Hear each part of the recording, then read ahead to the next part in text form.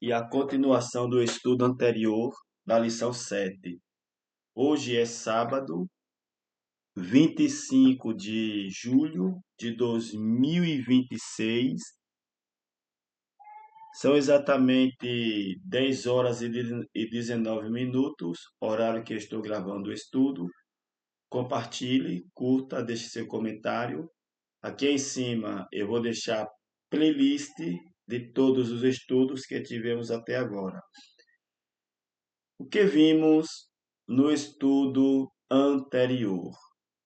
Iniciamos o capítulo 4, versículo 13 ao 18 de 1 Tessalonicenses, após uma introdução do estudo anterior, e nós vimos que Paulo traz uma exortação, uma palavra de ânimo, uma palavra de consolo, uma palavra de conforto para aquela igreja. Irmãos tinham perdido seus familiares e estavam preocupados com o destino deles. E Paulo vai dizer no versículo de número 13: não quero que vocês sejam ignorantes acerca dos que já dormem, para que não vos entristeçais com os demais que não têm esperança. Esse texto está explicado no estudo anterior.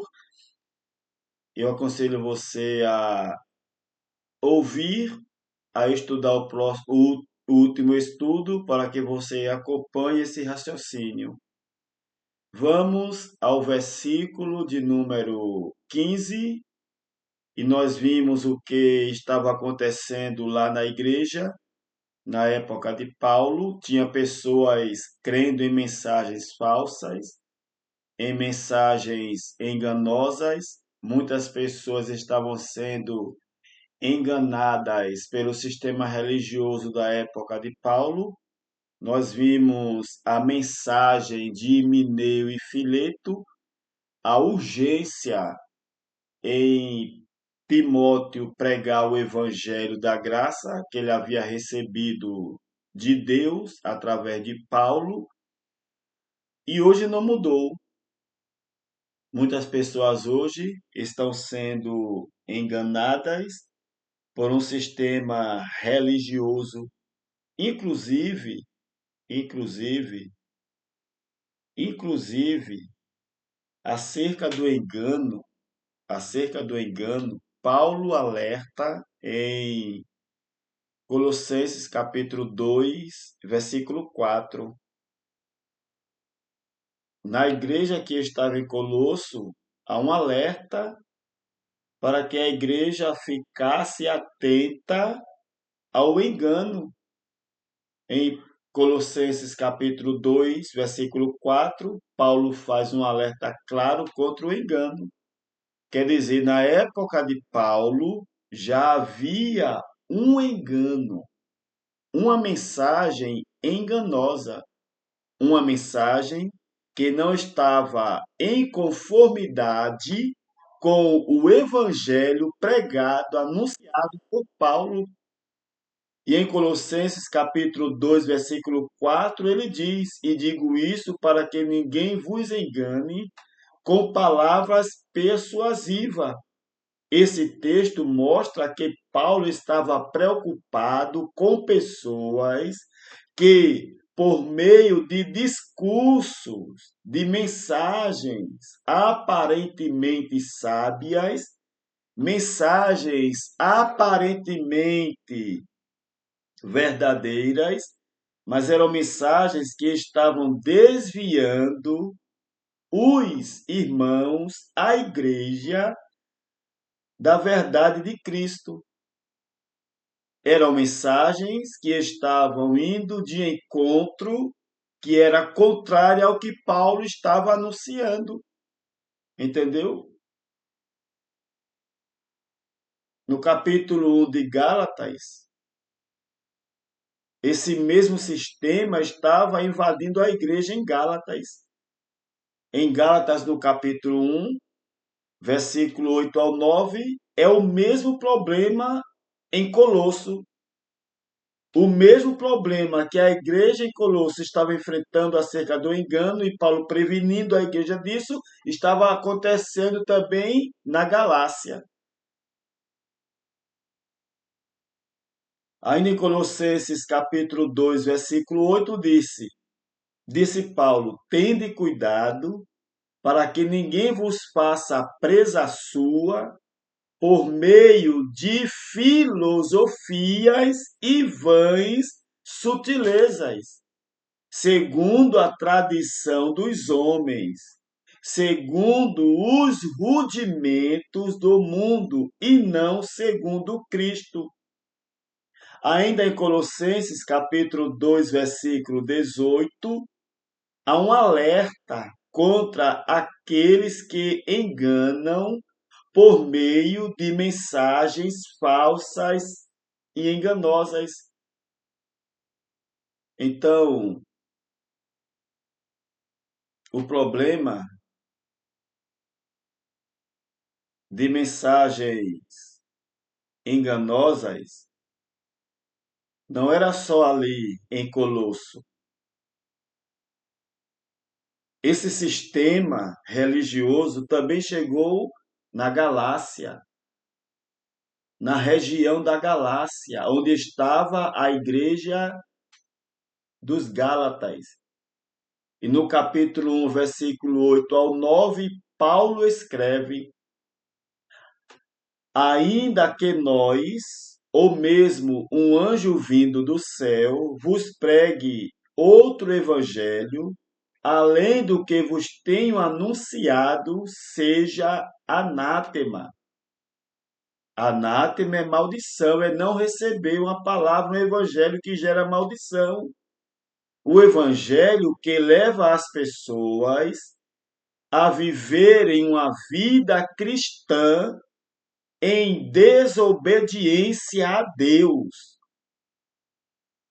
Você percebe o que estava acontecendo na Galácia, na igreja aos Gálatas? Estavam pregando um evangelho, uma doutrina que levava as pessoas, a igreja, a viverem uma vida cristã em desobediência a Deus. Olha a gravidade. E Paulo vai dizer no capítulo 1 de Gálatas, versículo 8 ao 9, ainda que nós, ou mesmo um anjo vindo do céu, vos anuncie outro evangelho, além do que temos anunciado, seja anátema. É um evangelho que gera maldição. É um evangelho que leva as pessoas a viverem uma vida em desobediência a Deus. Essa é a realidade da igreja atual. A igreja da atualidade vive um evangelho que leva eles a viverem em desobediência a Deus. Isso é sério. Isso é muito sério.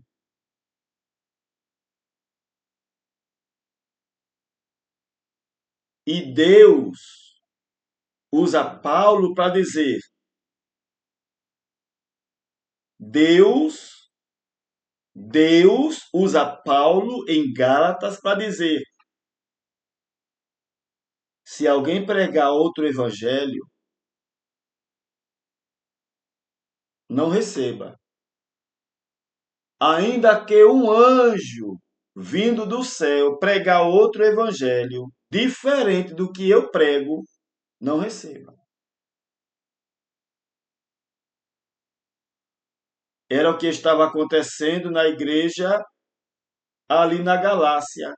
Alguns mestres, alguns líderes estavam anunciando outro evangelho, a exigência da lei de Moisés.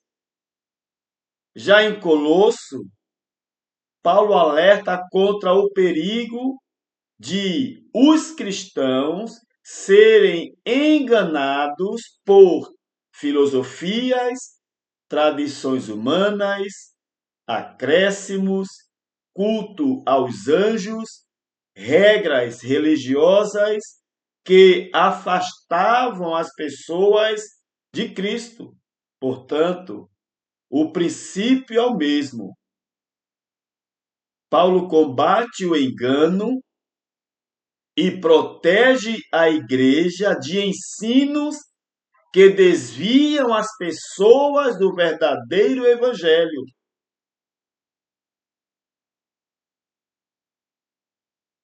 Havia um evangelho sendo anunciado tanto na Galácia quanto em Colosso, assim como em Éfeso, estava sendo anunciado um evangelho que afastava as pessoas da simplicidade com que devemos servir a Cristo. O evangelho anunciado, o evangelho anunciado pelos líderes religiosos na época de Paulo, líderes pregando regras, pregando normas, pregando a lei de Moisés, querendo que a igreja vivesse na lei, cumprisse a lei, obedecesse a lei para serem salvos pela lei. E Deus levanta Paulo para dizer: essas mensagens são enganosas. Essas mensagens não são mensagens que levam as pessoas a viverem o verdadeiro evangelho. E em Colossos, Paulo diz: acautelai-vos para que ninguém vos engane. Colossenses capítulo 2, versículo 4. Em Gálatas, ele disse: se um anjo do céu vir pregar outro evangelho, não receba, seja anátema. Gálatas capítulo 1, versículo 8 ao 9. Já a Timóteo, Paulo disse: Timóteo, eu roguei a você, eu implorei a você, eu pedi a você para que você ficasse em Éfeso, para advertir a alguns que não preguem outro evangelho. Olha como o sistema era forte já na época de Paulo. E hoje, em nossos dias, é mais forte ainda.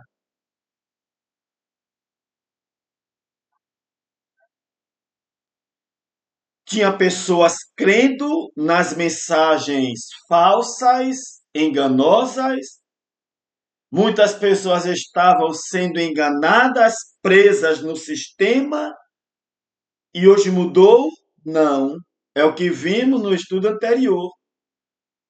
O sistema da época de Paulo continua firme hoje. O sistema religioso da época de Paulo, da época de Jesus, da época de Jeremias, dos profetas, que afastava as pessoas da palavra de Deus. Esse sistema continua forte. Esse sistema religioso continua muito forte em nossos dias, onde leva as pessoas a viverem uma vida cristã baseada no medo, baseada na ameaça, baseada na chantagem emocional. Mensagens estas, como a de Himeneu e Fileto, que nós vimos no estudo anterior.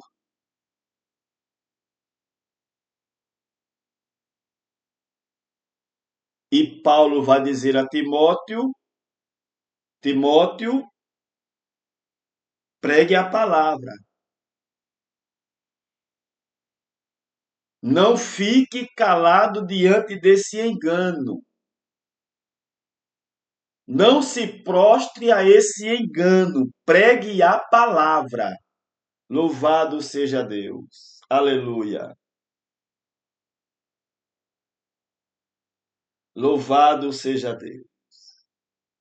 E Deus usa Paulo para dizer a Timóteo, 2 Timóteo, capítulo 4, versículo 2, pregue a palavra. Havia, na época de Paulo, uma necessidade grande de que a palavra continuasse sendo pregada. A palavra que liberta, a palavra que transforma, o evangelho que gera paz. Efésios capítulo 6, versículo 15, calçado os pés na preparação do evangelho da paz, o evangelho da graça, o evangelho da Bíblia, o evangelho que Deus deu a Paulo para nós gera paz. E esse evangelho, infelizmente, não é pregado nas igrejas. E por não ser pregado, as pessoas vivem como? Como vivem os evangélicos da atualidade? Eles vivem com certeza absoluta da salvação? Ou eles vivem com medo? Medo do diabo, medo do demônio, medo de perder a salvação, medo da grande tribulação, medo da marca da besta, medo do fim do mundo, medo da volta de Jesus. Como eles vivem? A maioria vive com medo.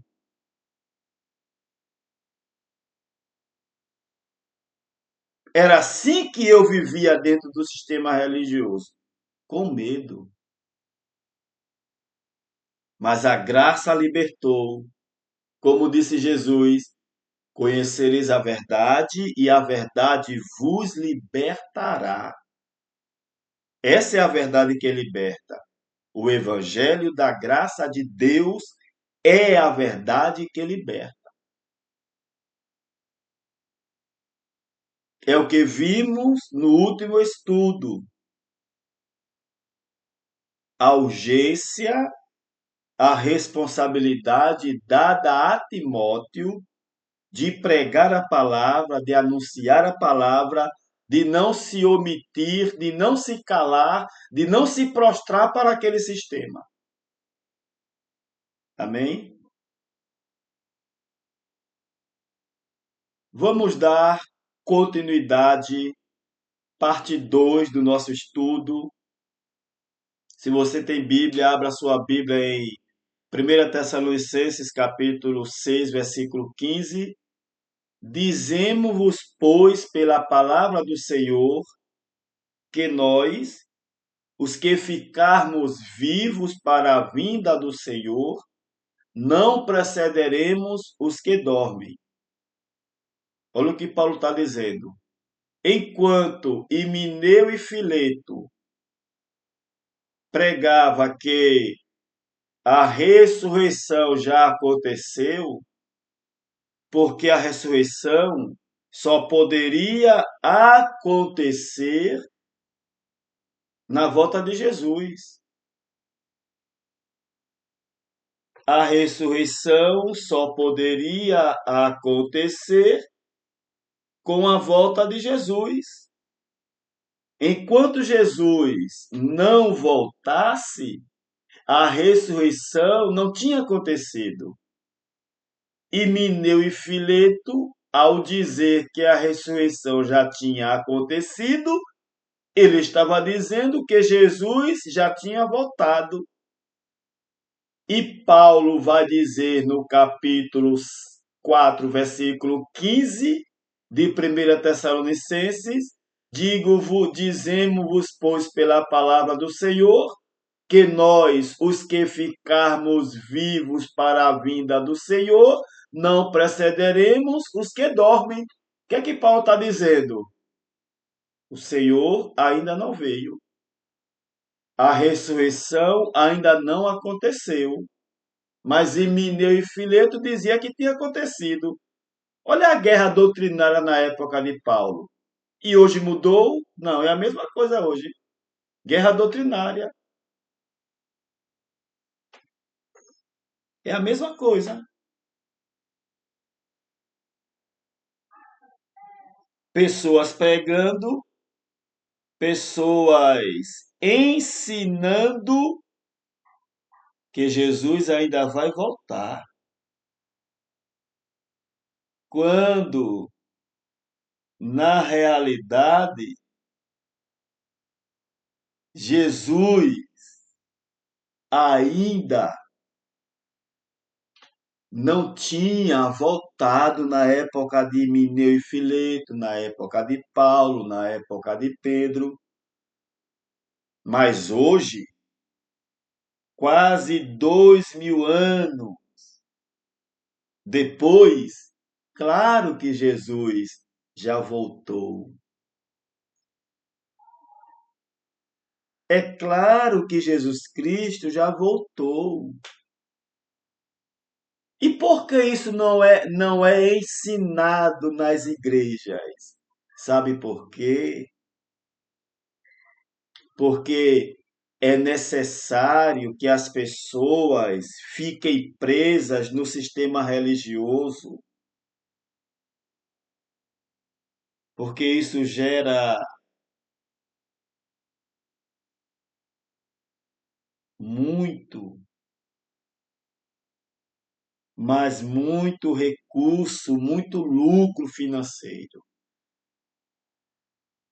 O desejo de Deus é que seu povo conheça a verdade. O desejo de Deus é que a sua igreja conheça a verdade. Esse é o desejo de Deus. É desejo de Deus que a igreja conheça a verdade e que sejam salvos desse engano, desse sistema religioso, como está escrito em Timóteo capítulo 2. Deus quer, Deus quer que cheguem ao pleno conhecimento da verdade.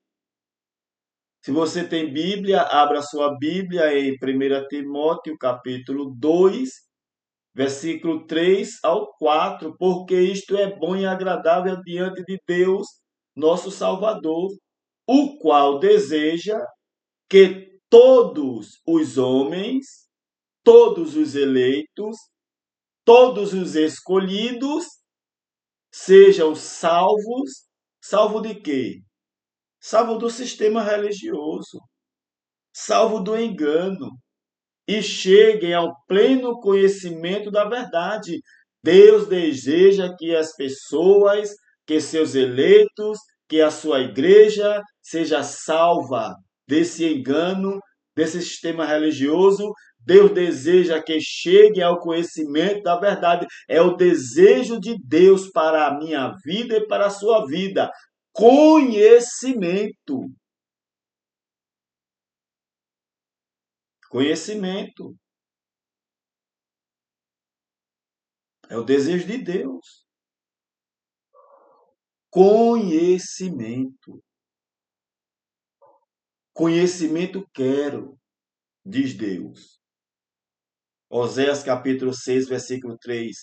Conheçamos e prossigamos em conhecer o Senhor. Segundo Pedro capítulo 3, versículo 16, versículo 18. Antes crescei na graça e no conhecimento.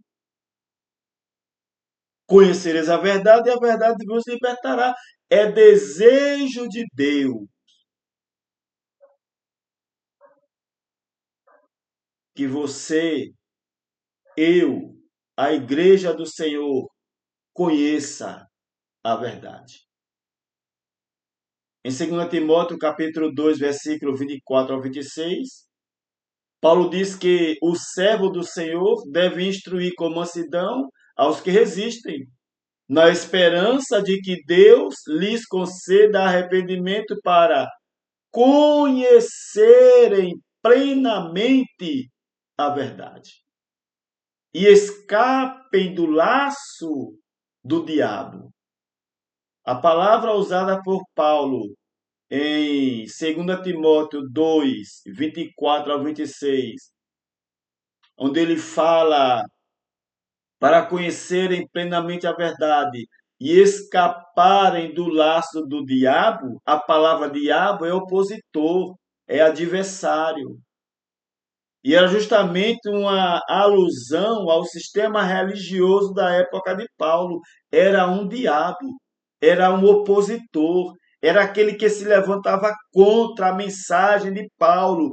Hoje é a mesma coisa. Existe um sistema que é um laço que aprisiona as pessoas, que se opõe à verdade do evangelho da graça de Deus. E muitos estão presos nestes laços.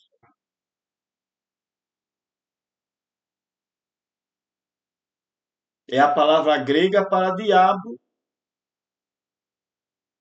diabolos, que significa caluniador, acusador, adversário, opositor, aquele que lança acusação, aquele que difama.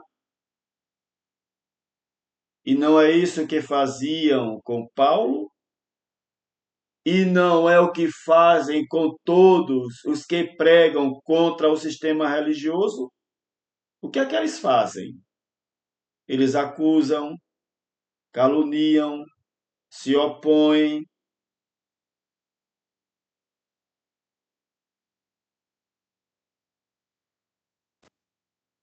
Isso gera uma guerra muito forte. Então, Paulo vai dizer em 1 Tessalonicenses 4:15, dizemos-vos, pois, isto pela palavra do Senhor, que nós, os que ficarmos vivos para a vinda do Senhor, não precederemos os que dormem. Deus falou em Daniel 2, 12, 2 ao 3. Deus falou em Daniel, capítulo 12, em Daniel, capítulo 12, versículo 2 ao 3, está escrito que muitos dos que dormem no pó da terra ressuscitarão, uns para a vida eterna, os eleitos, os escolhidos, para desfrutarem dos benefícios da graça de Deus, para reinar em vida, e outros para vergonha e desprezo eterno. Os incrédulos, os bodes, os que forem sábios, pois resplandecerão com o fulgor do firmamento. E os que a muitos ensinam a justiça, como as estrelas, sempre e eternamente. Que palavra gloriosa! Que palavra abençoada! Esta palavra de Daniel, capítulo 12, versículo de número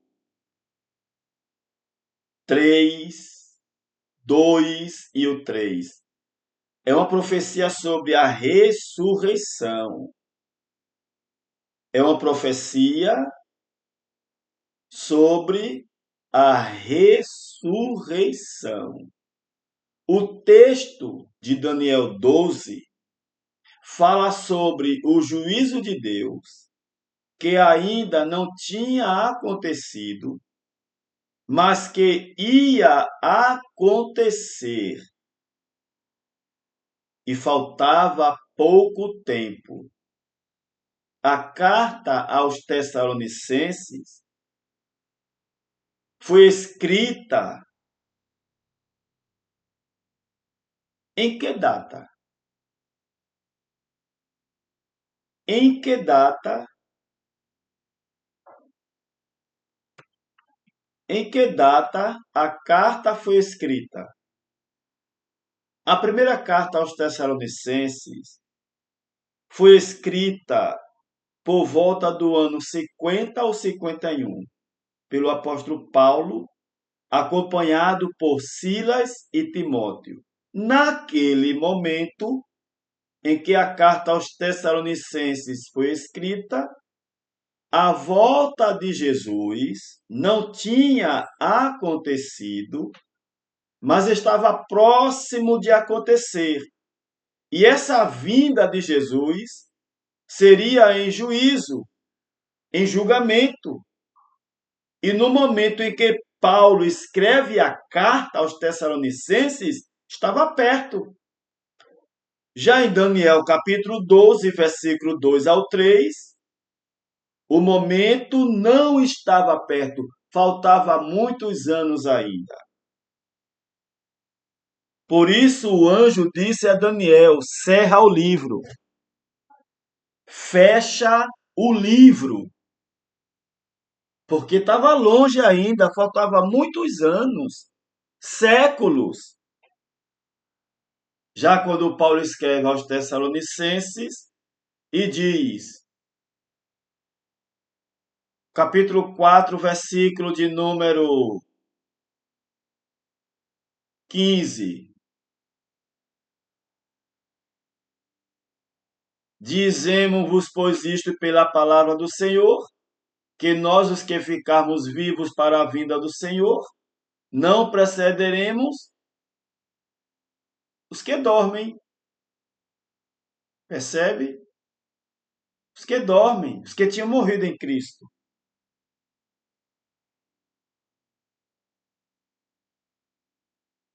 Esses que tinham morrido em Cristo tinham promessa de ressuscitar.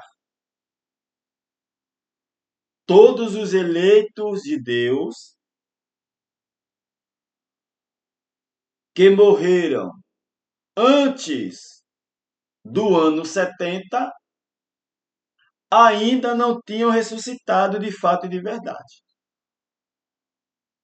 mas estavam debaixo da promessa, aguardando a promessa. E aqui eu abro um parêntese para falar algo maravilhoso que Deus está trazendo agora mesmo. Existem muitos eleitos de Deus que estão mortos espiritualmente. Mortos. Saíram da igreja, não são mais evangélicos, se desviaram, mas estão debaixo da promessa. E Deus é poderoso para os trazer de novo. Lembra do filho pródigo? Lucas capítulo 15. Porque este meu filho estava morto e reviveu. Deus vai ressuscitar muitos dos seus eleitos que estão no mundo, afastados da igreja, mas vão voltar. Porque Deus é poderoso para os trazer. Amém? O texto de 1 Tessalonicenses, capítulo 6, versículo 15, esse texto aqui, ó,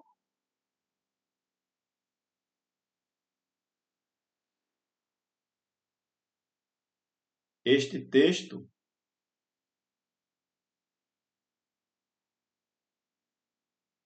fala sobre o juízo de Deus que ainda não tinha acontecido, mas ia acontecer e faltava pouco tempo. A carta aos Tessalonicenses foi escrita em que data?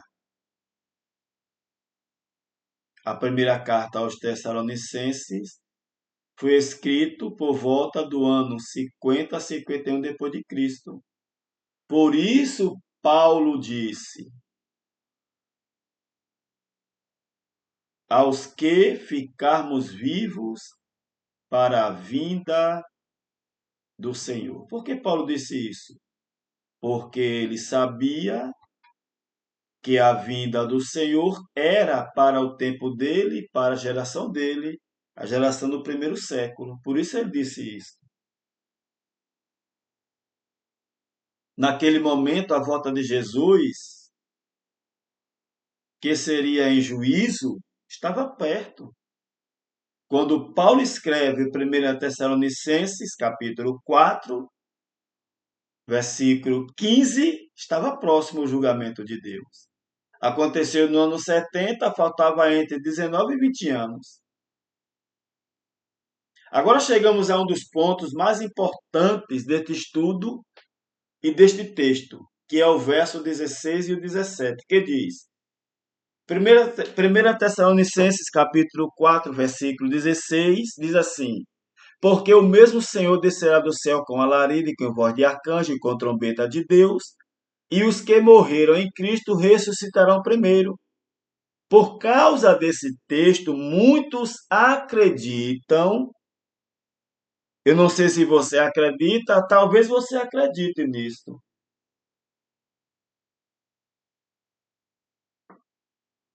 Talvez você acredite. É por causa desse texto que é mal explicado pela religião. 1 Tessalonicenses, capítulo 4, versículo 16. Porque o mesmo Senhor descerá do céu com alarido e com voz de arcanjo e com a trombeta de Deus, e os que morreram em Cristo ressuscitarão primeiro. Muitos acreditam que os anjos vão tocar a trombeta e Jesus vai descer do céu para destruir o mundo com fogo e arrebatar a igreja. A pergunta é isto o que diz o texto? O que é que as pessoas acreditam? Que na volta de Jesus, a trombeta vai tocar, Jesus vai descer do céu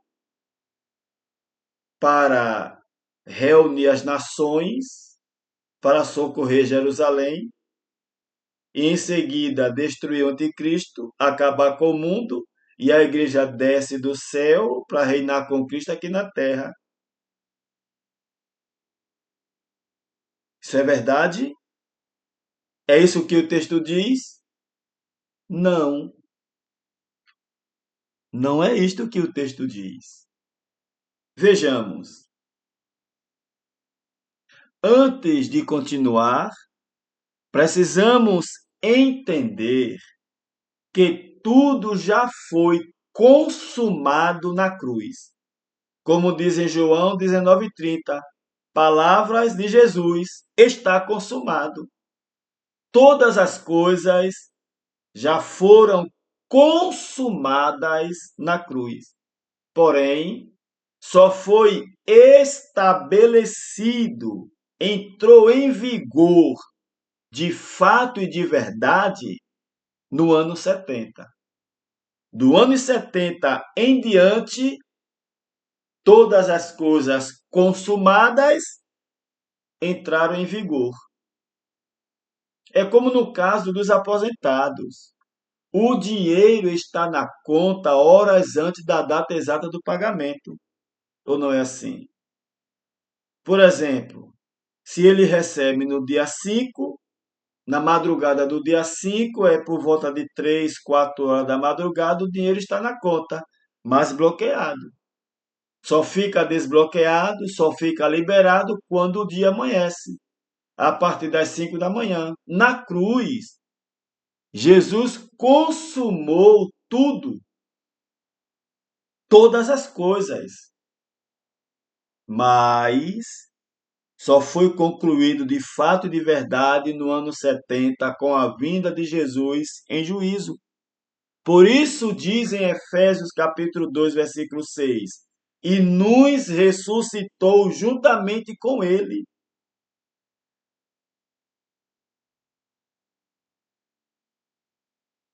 Vamos entender o versículo 16. Porque o mesmo Senhor descerá do céu com alarido. Presta atenção nos termos. O mesmo Senhor descerá do céu com alarido e com voz de arcanjo e com a trombeta de Deus. E os que morreram em Cristo, já explicamos no último estudo o que significa morrer em Cristo. Morrer em Cristo não é morrer na igreja. Morrer em Cristo não é morrer sendo evangélico. Morrer em Cristo não é morrer sendo obediente a Deus dentro da igreja, não. Morrer em Cristo é ter morrido depois da ressurreição de Cristo. Todos os eleitos que morreram depois da ressurreição de Jesus morreram em Cristo. E todos os que nasceram depois da ressurreição de Jesus nasceram em Cristo, estão em Cristo. É o que diz em 2 Coríntios, capítulo 5, versículo 17. Se alguém está em Cristo, nova criatura é. E o que é ser nova criatura? É ser evangélico? É estar na igreja? É ter se convertido? Não! E por que não é? Porque estar em Cristo significa ter nascido depois da ressurreição de Cristo. E ser nova criatura não tem nada a ver com ser evangélico. Não. Ser nova criatura é estar na nova aliança. Isto é ser nova criatura.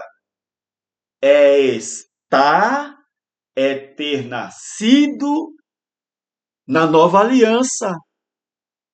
Quem nasceu na nova aliança está em Cristo e é nova criatura. Você entendeu isto? Assim que, se alguém está em Cristo, nova criatura é. E por que nova criatura? Porque nasceu no tempo da graça. Nasceu depois da ressurreição de Jesus. É nova criatura. E as coisas velhas, que coisas velhas eram essas que Paulo falou em 2 Coríntios 5, 16, 17? As coisas da lei, o regime da lei, viver pela lei, servir a Deus pela lei. É coisa do passado, agora é na graça. Entendeu? As coisas velhas já passaram, tudo se fez novo. Glória a Deus por isto. Porque o mesmo Senhor descerá do céu com alarido e com voz de arcanjo e com a trombeta de Deus, e os que morreram em Cristo ressuscitarão primeiro. Interpretação correta do contexto de 1 Tessalonicenses, capítulo 4, versículo 16. Paulo descreve uma sequência de acontecimentos. Paulo descreve uma sequência de acontecimento. Em 1 Tessalonicenses, capítulo 4, versículo de número 1 Tessalonicenses, capítulo 4, versículo de número 17, 16, ele descreve uma sequência de acontecimentos. Alarido e voz de arcanjo. Quer dizer o quê? indica juízo e intervenção de Deus. Não é que vai descer anjo do céu tocando trombeta. Não é que vai descer anjo do céu tocando trombeta na volta de Jesus.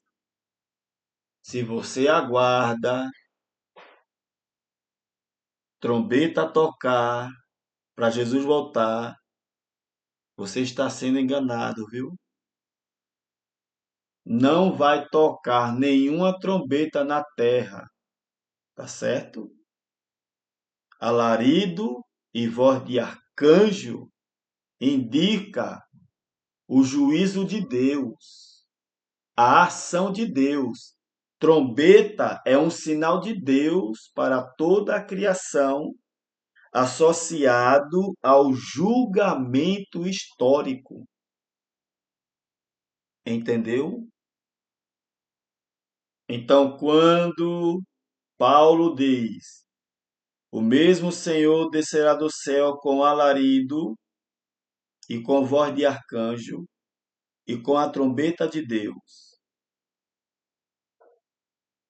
Alarido, na Bíblia, alarido significa um barulho excessivo, um grande barulho, uma gritaria intensa e um clamor. Alarido é barulho grande, barulho excessivo, uma gritaria grande, um clamor grande, um desespero.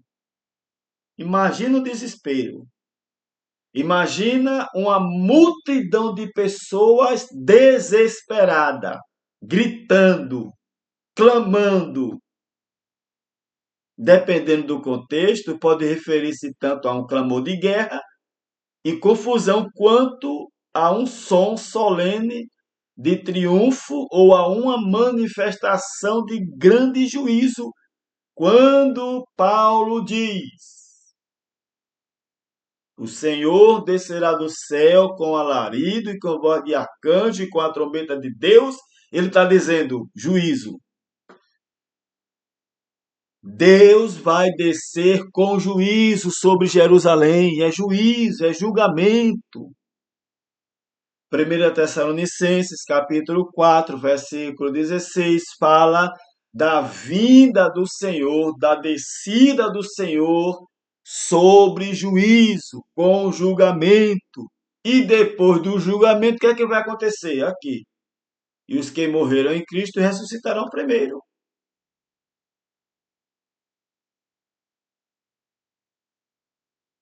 A ressurreição dos mortos é o primeiro passo da mudança da aliança. É uma mudança de aliança, a mudança de pacto.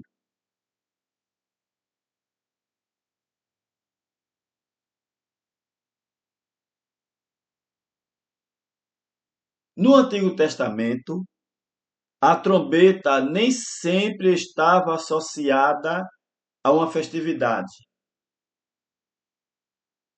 Nem sempre tocar trombeta era sinônimo de festividade. Não. Às vezes era juízo, perigo e a intervenção de Deus na história. Muitas vezes a trombeta anunciava a guerra. Jeremias 4,19 diz: ah, as minhas entranhas, sinto dores, diz Jeremias 4,19. Sinto dores no meu coração. O meu coração se agita em mim. Não posso me calar, porque tu, ó minha alma, ouviste o som da trombeta e, olha aqui, o alarido da guerra. Tá vendo você? O alarido da guerra. Trombeta, alarido. O que é alarido? Barulho, gritaria, clamor. O que diz aqui em 1 Tessalonicenses 4,16? Porque o mesmo Senhor descerá do céu com alarido, com a voz do arcanjo e a trombeta de Deus. Isso é o quê? Juízo, guerra, julgamento. É Deus usando Paulo para dizer: o Senhor vai descer em juízo. E quando o juízo chegar, vai ter alarido, vai ter desespero, vai ter clamor, vai ter grito. É guerra. Joel capítulo 2, versículo 1. Tocai o quê? Olha aqui. Tocai a trombeta em Sião e das vozes de grande arrebate no meu santo monte. Tremam todos os moradores da terra, porque o dia do Senhor vem. Percebeu? Quando Paulo está dizendo que o Senhor descerá do céu com alarido, com voz de arcanjo e com a trombeta de Deus, o que é que ele está dizendo? O dia do Senhor chegou. Ele vai descer. O juízo, tão anunciado pelos profetas, como nós vimos nos estudos anteriores, aqui eu vou deixar a playlist para você acompanhar, que está tudo lá. O grande dia do julgamento chegou. É isso que Paulo fala em Tessalonicenses 4,16. Livro de Amós, capítulo 3, versículo 6. Tocar-se-á a trombeta na cidade, e o povo não estremecerá? Novamente, a trombeta é um alerta de que Deus está visitando a nação com julgamento. As trombetas em Apocalipse. Quando João descreve as 7 trombetas em Apocalipse, capítulo 8 ao 11, João está usando essa mesma linguagem profética do Antigo Testamento. João fala de 7 trombetas no Apocalipse, do capítulo 8 ao capítulo 11. É o julgamento de Deus, é o juízo de Deus que já aconteceu. É o julgamento que Paulo falou. As trombetas anunciam juízos, convocam a atenção para a ação divina, indicam guerra e destruição, mostram Deus intervindo, entrando na história.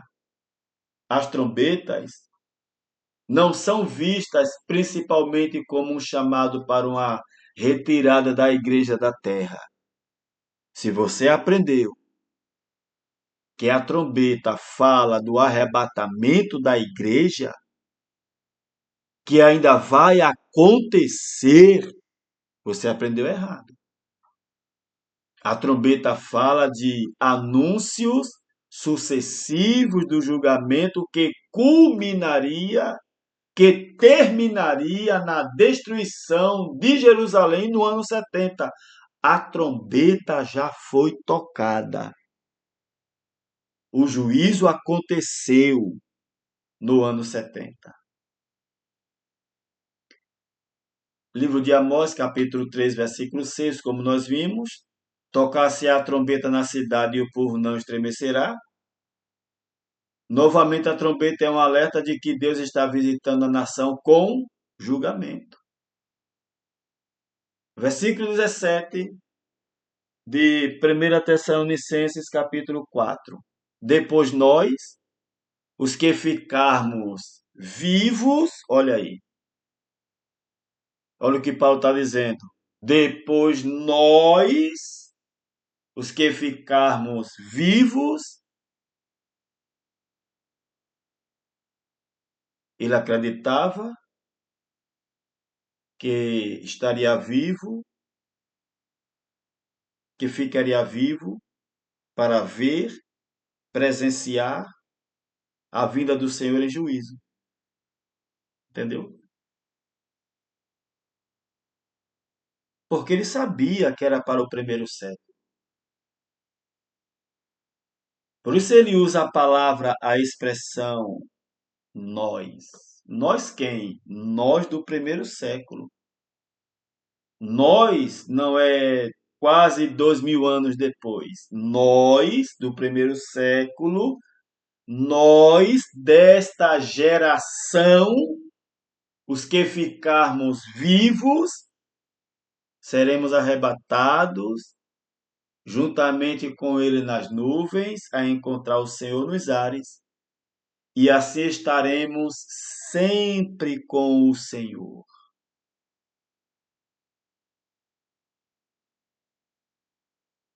Amém? E agora? Seremos arrebatados? Você acredita no arrebatamento?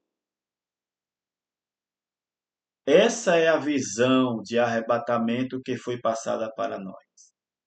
Jesus raiando nas nuvens, porque o mesmo Senhor descerá do céu com alarido e com voz de arcanjo e ao som da trombeta de Deus, e os mortos em Cristo ressuscitarão primeiro. Depois nós, os que ficarmos vivos, seremos arrebatados juntamente com eles nas nuvens para o encontro do Senhor nos ares. E assim estaremos para sempre com o Senhor. Essa é a visão do arrebatamento.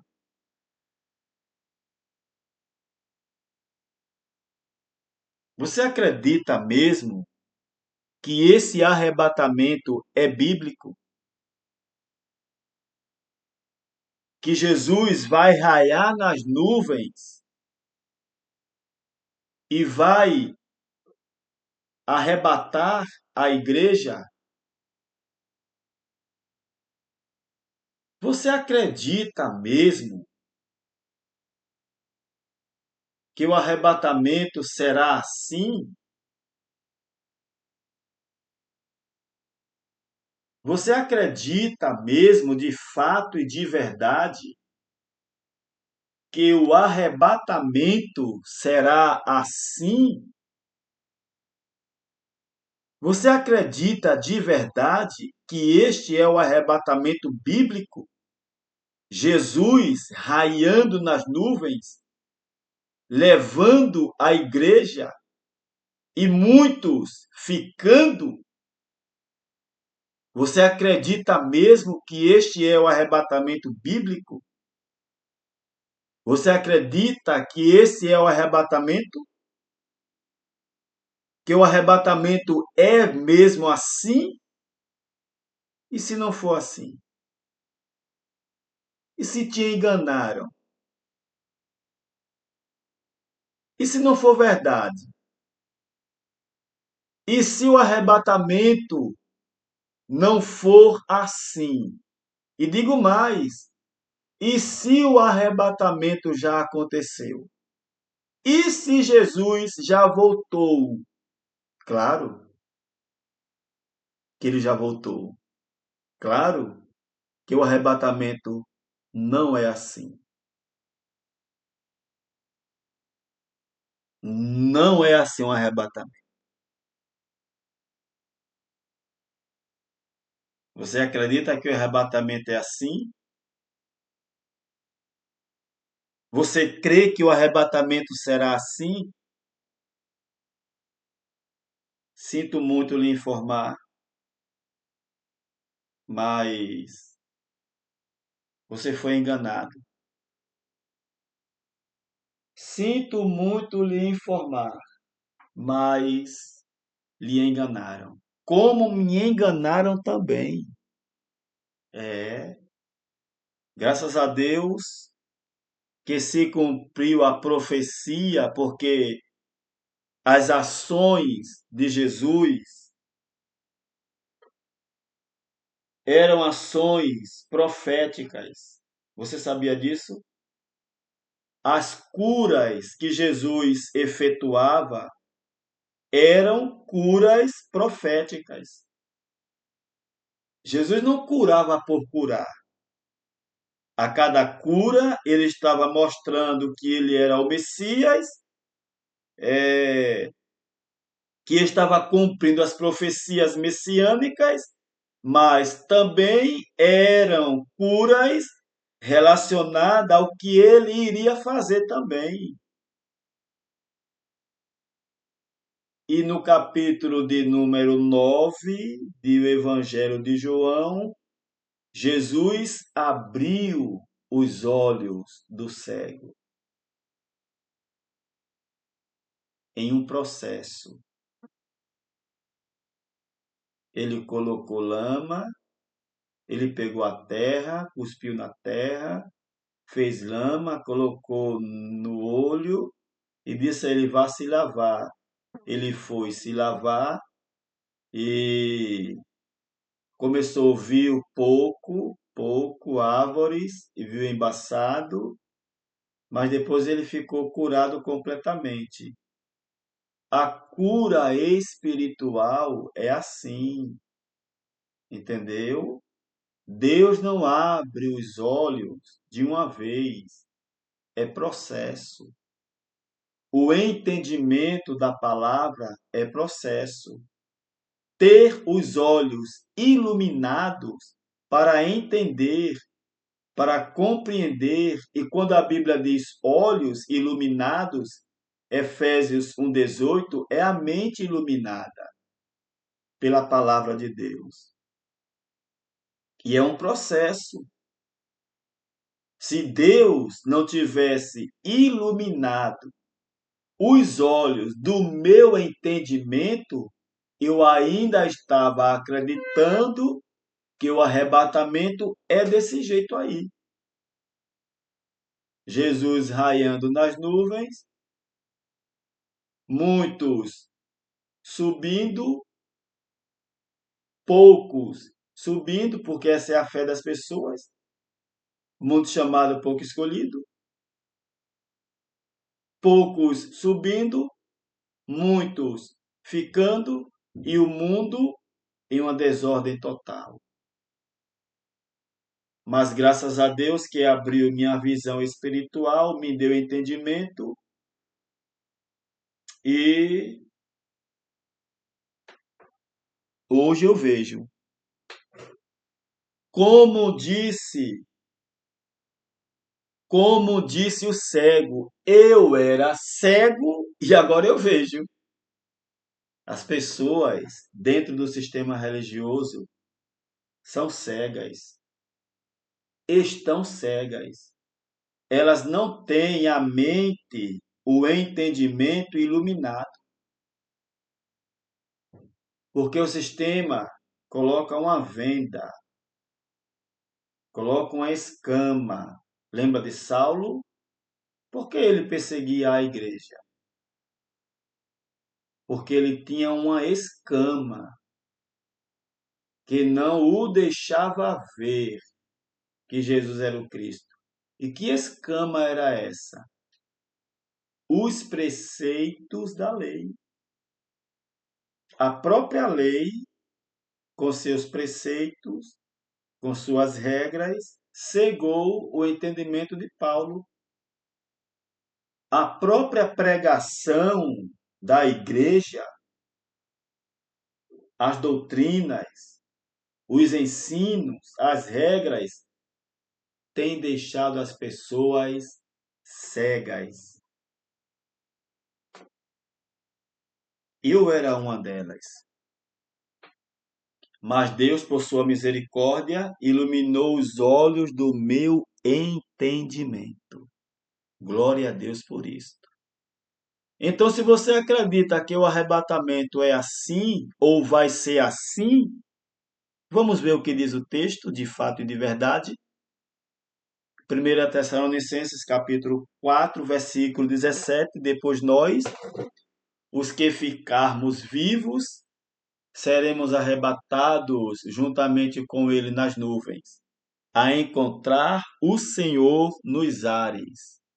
A encontrar o Senhor nos ares. Olha aí, é assim? Será que a igreja vai se encontrar com Jesus nos ares? Será que Jesus vai ficar parado nas nuvens e a igreja vai subir para se encontrar com ele? Será que é isso mesmo? Será que isso realmente vai acontecer?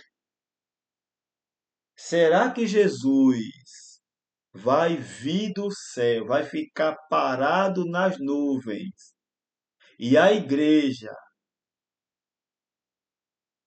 vai subir para encontrar com Jesus nas nuvens? Imagina, Jesus está nas nuvens, lá, parado, e os crentes sobem para se encontrar com ele.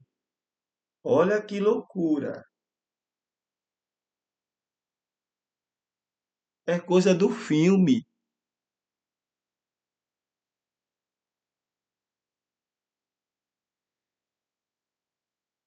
é coisa de cinema,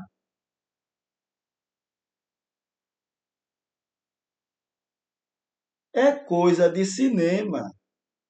Jesus vir do céu, ficar parado nas nuvens e os crentes subindo para se encontrar com ele nos ares, é coisa de cinema. Não é bíblico,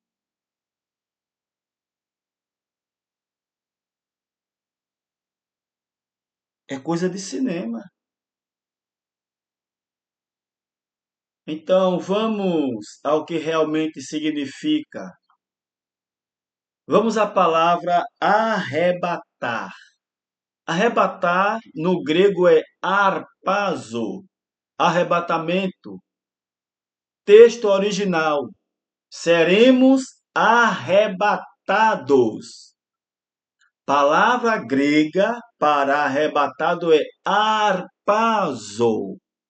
Sentido original: a palavra harpazo significa arrancar. Presta atenção. Arrancar. Tirar de um lugar para colocar em outro.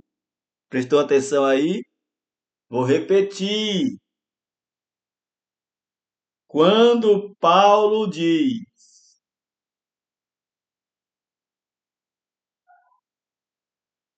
nós, depois nós, os que ficarmos vivos, seremos arrebatados, seremos arrancados, seremos tirados de um lugar e seremos colocados em outro.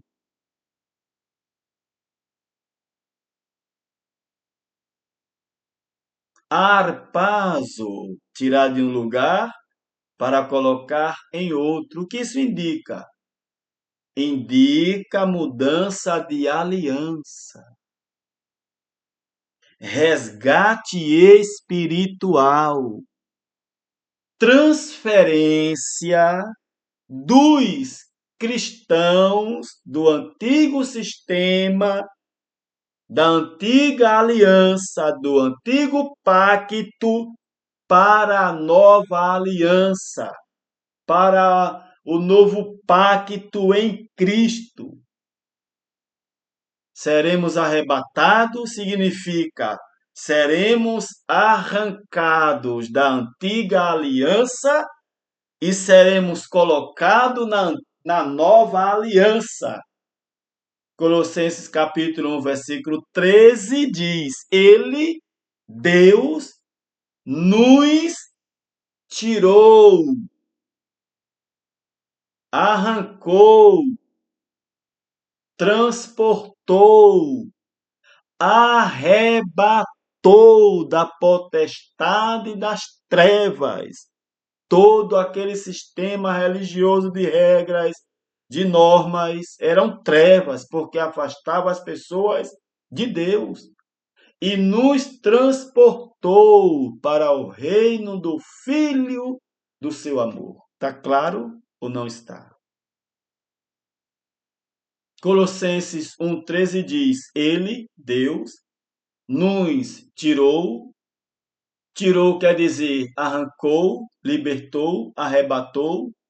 da potestade das trevas, ou seja, de todo aquele sistema religioso de regras, normas, eram trevas porque afastava as pessoas de Deus e nos transportou para o reino do Filho do seu amor, ou seja, para o novo sistema da graça de Deus, para a nova aliança, para a nova forma de servir a Deus. O arrebatamento não vai acontecer, já aconteceu. E você já foi arrebatado. Amém? Você já está nos ares com Jesus. Isso é muito lindo. Jesus já te arrebatou há quase 2000 anos. Jesus já te arrebatou, já te libertou, mas o sistema religioso veio e prendeu você de novo.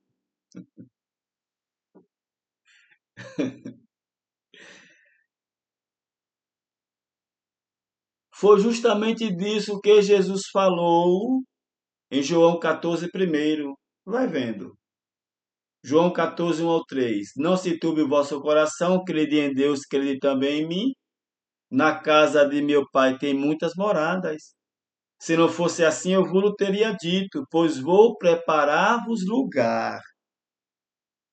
E onde eu for, e quando eu for e vos preparar lugar, voltarei e vos levarei para mim mesmo. Percebe que é a mesma linguagem, em palavras diferentes da que Paulo falou, e estaremos sempre com o Senhor, e voltarei e levarei para mim mesmo, para que onde eu estiver, estejais vós também. A vontade de levar para mim mesmo, sentido original. Jesus está falando de transferência para o seu domínio, para o novo pacto. Entendeu? E vos levarei para mim mesmo. Ele está dizendo: olha, não fiquem preocupados, não fiquem com medo, não se turbe o vosso coração, creiam em Deus, creiam na promessa de Deus, creiam no que Deus prometeu na lei e nos profetas, creiam também em mim, creiam que eu sou o Messias. Na casa de meu pai há muitas moradas. Se não fosse assim, eu vos teria dito, pois vou preparar-vos lugar. Tem lugar para você na graça. O seu lugar é servir a Deus em graça. Olha o que Jesus está dizendo. Na casa de meu pai há muitas moradas. Na nova aliança, na dispensação da graça, tem lugar para você. O seu lugar não é na lei. O seu lugar não é servir a Deus na lei, nem nas regras, nem nas normas de homem. É servir a Deus em graça. Essa é a sua chamada. Essa é a minha chamada. Vou preparar-vos lugar.